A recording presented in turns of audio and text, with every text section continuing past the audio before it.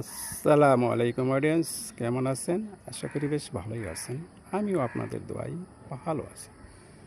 আপনি জ্ঞানী মানুষ কিনা তা যাচাই করবেন কিভাবে? তবে শুনুন।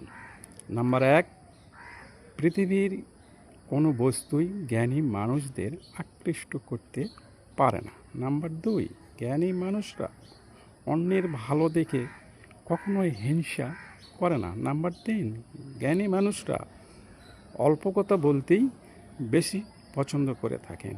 নাম্বার ৪, জ্ঞানী মানুষদের বন্ধুবান্ধব সাধারণত কম থাকে। নাম্বার ৫, জ্ঞানী মানুষরা অন্য মানুষদের নিয়ে একেবারেই সমালোচনা করেন না। নাম্বার ৬, জ্ঞানী মানুষরা সাধারণত বই বেশি পড়ে থাকেন। নাম্বার ৭, জ্ঞানী মানুষরা যে কোনো বিষয়ে গভীর মনোযোগ দিয়ে থাকেন। কথাগুলো ভালো লাগলে কমেন্ট, লাইক ও শেয়ার করুন। ধন্যবাদ সবাইকে। ভালো থাকবেন।